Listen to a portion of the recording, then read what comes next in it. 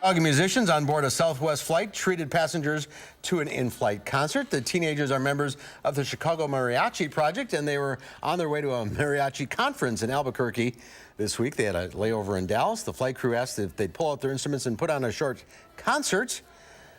They got a round of applause and a thank you from the pilot. That would be a lot of fun, don't you think? Cool. Yeah, very clever, very talented musicians.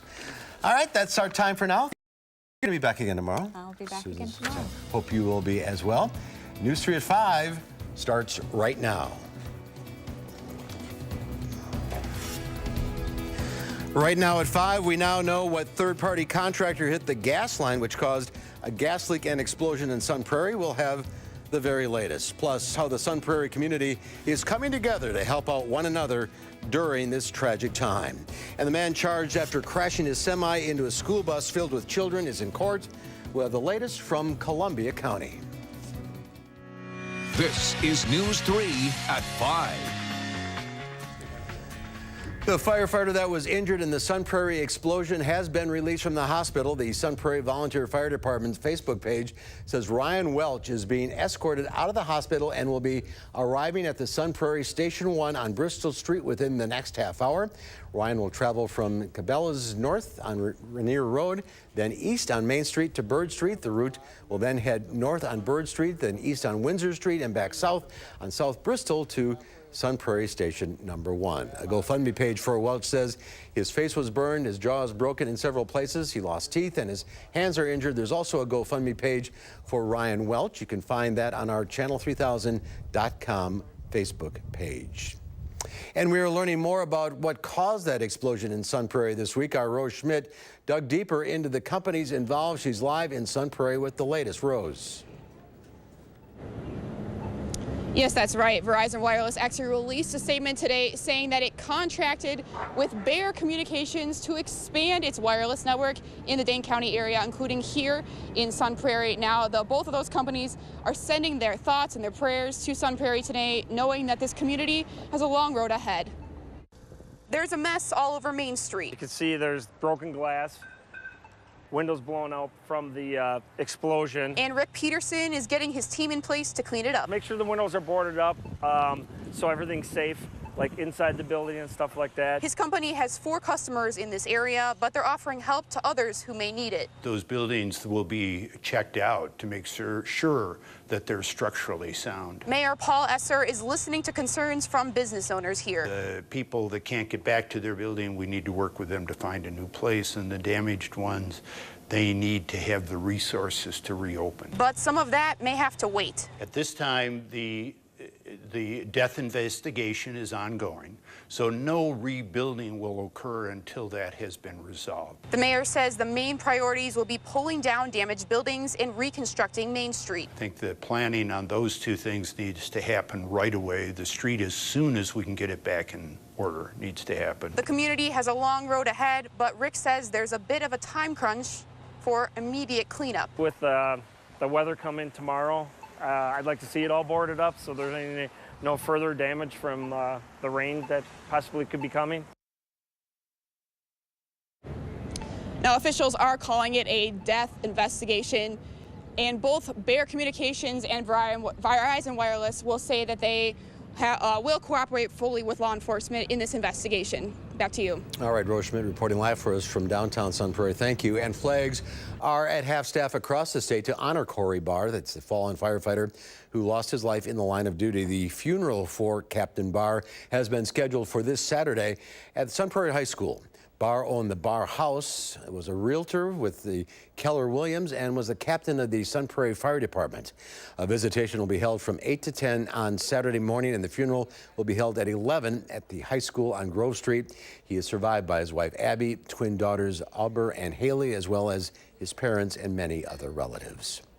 Investigators in Sun Prairie say that they will be on the scene of this week's fatal explosion for several days as they try to find out what caused it. Overnight, firefighters were back at Tuesday night's explosion site, putting out a small fire at the Glass Nickel Pizza. That fire started just before 11:30 last night. Dane County Dispatch tells us the fire took just a couple of minutes to put out, but first responders stayed out for a couple of hours as a precaution. Business owners and residents from the 200 block of Main Street in downtown Sun Prairie were let back in today. And our Adam Duxter joins us from downtown Sun Prairie with what that process was like. Adam. For almost all of today, the area completely behind me was totally off limits. But now, people that live and work in the 200 block of downtown Sun Prairie are able to go home and back into their businesses for the very first time. And this is a lot because of what the crews have been doing here today. Contractors began the process of establishing what you could think of as an interior perimeter, a fence that's surrounding some of the blocks closest to where the explosion happened the other night. Once that fence was put up today, where those buildings were outside of it, we're able to come back in. A lot of material, so it was a lot of trips back and forth to suppliers to get everything that we needed for today. Right now we have everything on site. We anticipate having the fence completely up and the perimeter secure within the next hour or two. Again, that was earlier today, but here's where we stand right now. These businesses outside of this big metal fence behind me, they're good. They can go back in. They can start boarding windows, cleaning up glass, the things you see happening behind me. But all of those businesses, restaurants inside of that fence, they don't know when they're going to be able to go back inside. I talked to one business owner who we'll hear from later at 6. He says it might be weeks until he can go back into his restaurant. A lot of cleanup to do. Adam Duxter live in downtown Sun Prairie. Thank you. Amidst all the tragedy in Sun Prairie, we are seeing so much good. From a monetary donation to a helping hand or a warm meal, people are helping any way they can. And our Keely Arthur is live to tell us more about this strong community. Keely? Mark, it's a pretty good day here at the Prairie Lakes Shopping Center. Now, Crazy Daisy's flower truck was selling bouquets to raise money for the Barr family. But check it out, they're all packed up. This was supposed to go on until 6 o'clock. All the gear is gone. Everyone came here, grabbed everything they could, gave as much as they could. They can't give quickly enough. From flowers to J.J. Watt donating $10,000. Everyone wants to help and keep everyone Sun Prairie strong. Turn a corner in Sun Prairie this week without seeing people trying to help. We just really want to make a difference. And Bank of Sun Prairie currently is, even after their own Main Street branch was impacted by Tuesday's explosion. We had to deploy a disaster recovery plan ourselves. They're doing what they can to make a positive impact for everyone else by handling donations and setting up a zero-interest loan program for businesses and residents near the blast. It has been just a great outpouring of support. The bank also gave $15,000 of their own to relief efforts and the family of fallen firefighter Corey Barr. He was a very, very loyal customer of ours, and we were fortunate enough to be his bank. From thousands to a burger and a smile, across town, a cookout helped nourish the countless first responders who helped get senior citizens to safety. I can't say enough about the good work that the police and fire and EMS did for us on Tuesday evening. It definitely was a huge effort, one that took a lot of different people to make it successful. So all the proceeds of this go to the Barr family. Sun Prairie nurse and small business owner Michelle Hornug is picking flowers to pick up spirits. Everybody gets a hug. Raising more than $1,000 in just 24 hours by donating all of her Crazy Daisy flower truck money. Sun Prairie, it's growing, but the people that are in this community is so tightly knit. It's one big family, and it's amazing. And because of that, no matter how bad things can get, Sun Prairie surely will always come up smelling like roses. And with the Crazy Daisy flower truck, the bank, everything, there's so much to keep track of. If you want to help, go to channel3000.com. We have a web copy up to kind of show you exactly where to go. We make it very easy to help these very deserving people out here in Sun Prairie. Back to you, Mark. People coming together to help each other. Keely Arthur, live in Sun Prairie. Thank you. And there are fundraising efforts, as Keely mentioned, happening all around the area for those who were affected by the explosion. There is a GoFundMe page running right now for the family of Corey Barr. That's the firefighter who lost his life. So far, over $130,000 has been raised for the family. If you'd like to help out the victims affected by the explosion, we do have a link at our website, channel3000.com. Now let's get a look at your first alert weather. Meteorologist Dave Caulfield is over in the Weather Center. A sticky evening out there. Yeah, very humid, Mark, and warm as well. And that has created some thunderstorms closer to the Twin Cities. We did see some storms earlier across the state of Wisconsin, but right now that severe thunderstorm watch just issued a few minutes ago for Minneapolis into spots like Eau Claire, just north of La Crosse. The question is how far south these storms will go as we head into tonight. Right now, quiet across southern Wisconsin on Doppler track, but we are watching for the possibility of maybe a few thunderstorms tonight into tomorrow. Platteville under Queen Bee Radio Skycam, no thunderstorms right now. Looking at pretty hazy conditions, but lots of sunshine. Temperatures are in the mid 80s and low 90s across southern Wisconsin. Dew points have moved into the 70s for many of us, though, so that makes it feel like the 90s and even into the triple digits in some spots. Heat bulletins, we do have a heat advisory for spots west of Lone Rock until 8 p.m. for the next couple of hours, and we could have some pretty high heat index values into tomorrow as well. This evening, still staying very warm and humid with a chance of storms. Some of those storms could be strong to severe at times for some of us. We'll track that radar and also talk about storm chances into this weekend in your first alert forecast in just a few minutes. All right, Dave, thank you. We'll see you then. Members of the U.S. Marshals Fugitive Task Force have arrested a man charged with first-degree reckless homicide. The U.S. Marshal says 39-year-old Kendall Ragland was arrested yesterday afternoon in Lake Mills. He'd been charged for selling heroin that helped lead to an overdose death of a man who was found dead in July of 2015 in DeForest. Ragland was then transported to the Dane County Jail.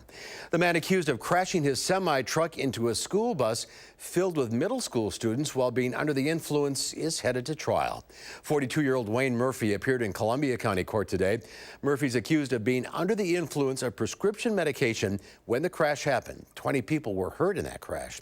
Court documents say witnesses saw Murphy driving erratically before the crash, and Murphy seemed unconcerned about the injured children following the crash on May 23rd.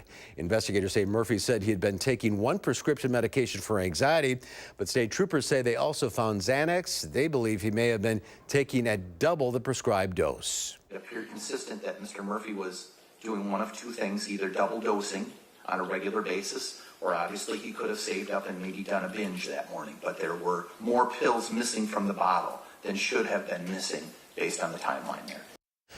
Murphy will be back in court for an arraignment at a future date, which has not yet been set. A prominent Madison alderperson is announcing his candidacy for Madison mayor today. Maurice Cheeks has served 3 terms on the Madison Common Council, representing Madison's diverse 10th district.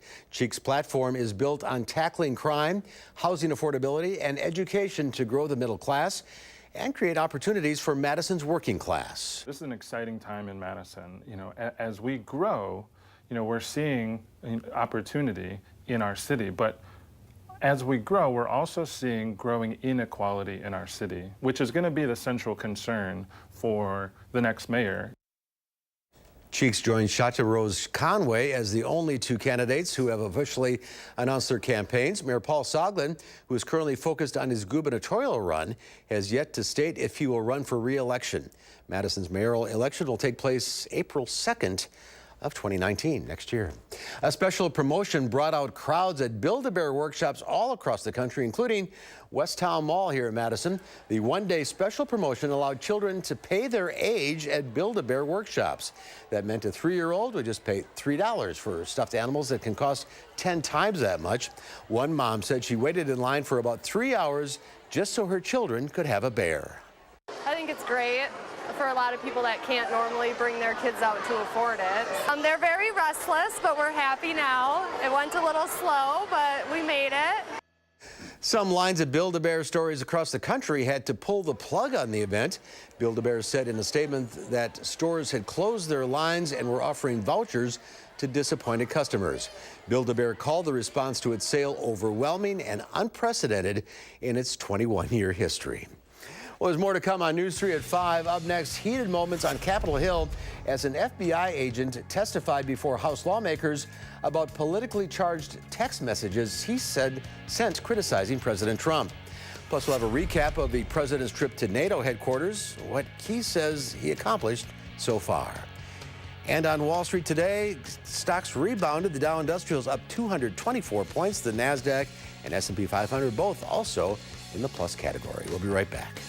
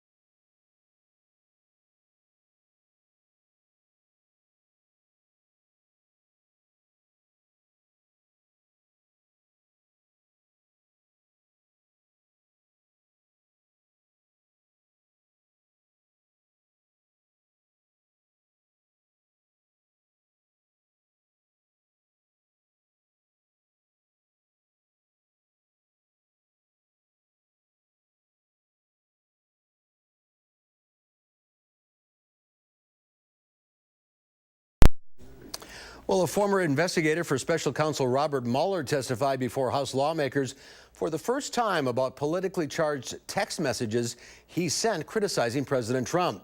FBI agent Peter Strzok appeared before the House Judiciary and House Oversight Committee today, firmly denying FBI bias against Trump. Strzok was kicked off special counsel Robert Mueller's Russian investigation over politically charged text messages he exchanged with Page, a former FBI lawyer, criticizing then-candidate Trump. Trump's not ever going to become president, right? Right? And you replied, no. No, he's not. We'll stop it. That text was written late at night in shorthand. I don't care when it was written. I and the other men and women of the FBI every day take our personal beliefs and set those aside in vigorous pursuit of the truth. Strzok is currently still working with the Bureau, but is the subject of an internal investigation. And President Trump has wrapped up a sometimes contentious meeting with NATO allies. Trump arrived at NATO headquarters for a second and final day of meetings with an agenda: get NATO partners to spend more money on defense. The demands triggered an emergency budget meeting among the NATO allies, who already agreed to increase spending to 2% of their GDP on the military by 2024. But President Trump demanded they reach that level quicker or double it to 4%. The commitment was at 2%. Ultimately, that'll be going up quite a bit higher than that. So we made a tremendous amount of progress today. The president's demands had some diplomats questioning the long-term U.S.-NATO relationship, but President Trump insists NATO is now better than ever. The president will now spend time in London before heading to a summit with Russian President Vladimir Putin in Helsinki, Finland. The lawyer for Stormy Daniels says the charges against his client have been dropped. Daniels was performing at a local strip club in Ohio when she was arrested. She was charged with 3 misdemeanors. According to the original complaint, she touched patrons in the club. Daniels is suing President Trump and his former lawyer, Michael Cohen. She claims she had a sexual relationship with the then billionaire businessman in 2006 and was paid to keep quiet about it in the days leading up to the 2016 election. Daniels' lawyer called the arrest a setup. Let's head out to the backyard weather patio. Dave Caulfield is standing by with a first alert forecast. Kind of steamy out there. Yeah, it is very humid with dew points in the 70s, basically all across southern Wisconsin. And all this heat and humidity, I say it from time and time again, can really spark some strong thunderstorms, and that's what we are starting to see a little bit closer to the Twin Cities. A severe thunderstorm watch just issued a couple of minutes ago for that area into Eau Claire. It's just a question of how far those thunderstorms will dip south throughout this evening and tonight. But we do have alert days in the forecast for tonight and Friday for high heat and humidity levels, and also some strong to severe thunderstorms that are possible tonight and on Friday, especially as we head into later on Friday. That thunderstorm threat really starts to spark up across southern Wisconsin. We do have some heat advisories still in effect for much of western Wisconsin into basically all of Iowa and southeastern Minnesota. That goes until 8 p.m. tonight. We could really use some of that rain, maybe not severe thunderstorm rain, but maybe some garden variety showers wouldn't do us any harm, because we're about 1 inch to 1.5 inches behind schedule for the month of July across much of the Midwest. Now, Doppler track is showing those showers and thunderstorms. That severe thunderstorm watch for spots like Minneapolis, Eau Claire, just north of La Crosse, does go until 12 or midnight tonight into tomorrow morning. And some of those storms could be a little bit strong to severe, as we mentioned, and also some strong thunderstorms possible for southern Wisconsin as we head into Friday. So we'll have to keep an eye to the sky, be weather aware as we head into tomorrow. More hot and humid weather on the way as we head into Friday. We're pretty warm and humid right now in downtown Madison on the Edgewater Skycam. The almanac, today's high of 87 is about 5 degrees above normal for this time of year, but it really has felt like the 90s, even into the triple digits in some spots today. 86 right now in Madison, 89 in Lone Rock, 91 in Boscobel. Dew points, though, moving into the 70s. That's very uncomfortable outside. and that means heat index values are in the low 90s to upper 90s and even into the triple digits like Lone Rock and Boscobel. La Crosse, it feels like 104 right now.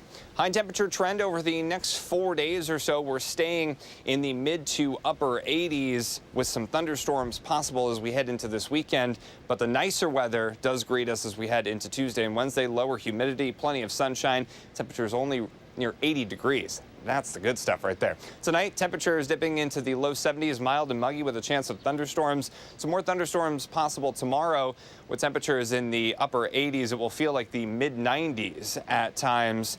And that really gets to that uncomfortable air that is going to be in town for the day on Friday. It will feel like close to 100 degrees in some spots. It does get a little bit better as we head into Saturday, but that means that the rain could be on the way for many of us. Some thunderstorms possible tonight, mainly north and west of Madison, closer to where that front is, but there is the chance of seeing some strong showers and thunderstorms tonight and also into tomorrow night as a line of thunderstorms. That's what Future Track is picking up on, and also some thunderstorms possible on Saturday. By the time we get to Saturday afternoon, we could be looking at about 1 inch to 2 inches of rain in some spots across southern Wisconsin, so we'll need to have that umbrella handy for the next couple of days at least. Your 7-day forecast showing storm chances lasting into Monday and the humid weather lasting into Monday as well. But Tuesday and Wednesday, we forget all about that. Very nice conditions with temperatures in the low 80s. Some more thunderstorm chances greet us as we head into next weekend. Now let's take a look at your first alert traffic update.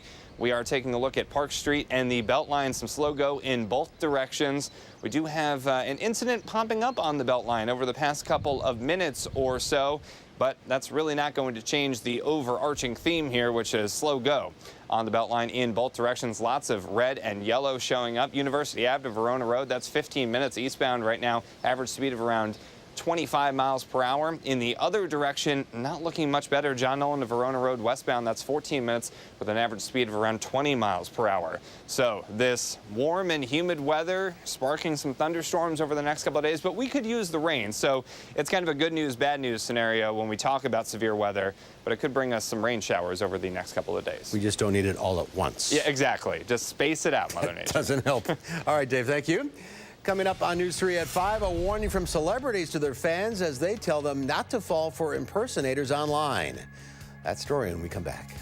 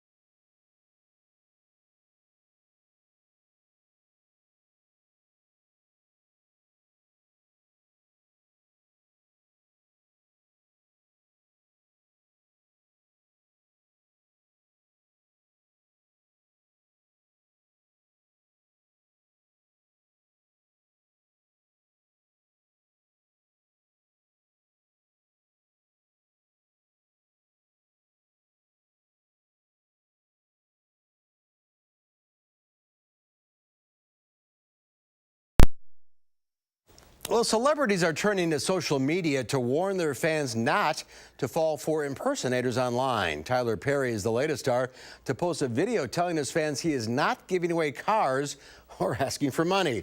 The Federal Trade Commission says that in 2017, Americans lost more than $3 million to imposter scams. Country music star Trace Atkins has also been a target. You report them and they shut them down, but then they start another. It's whack-a-mole. You can't stop them. A scammer can easily try and contact all 5 million, and chances are he's going to get a certain percentage who will respond. And unfortunately, it's a lot of consumers who will be out their hard-earned cash. Facebook says they have taken down over 583 million fake accounts in 2018 so far. Twitter says they took down 9.9 million accounts in May of 2018 and are bringing in new technology and staff to fight spam and abuse. We'll have one final check of your weather when we come back.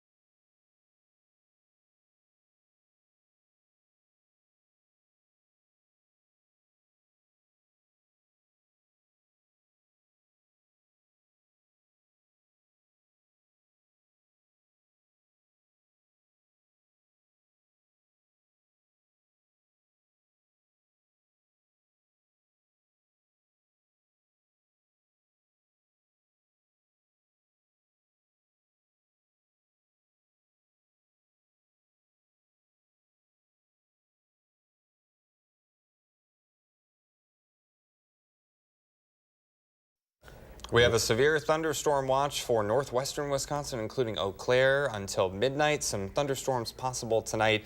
Pretty warm and humid. All right, that's our time for now. We'll be back here at 6 o'clock with an update. We'll see you then.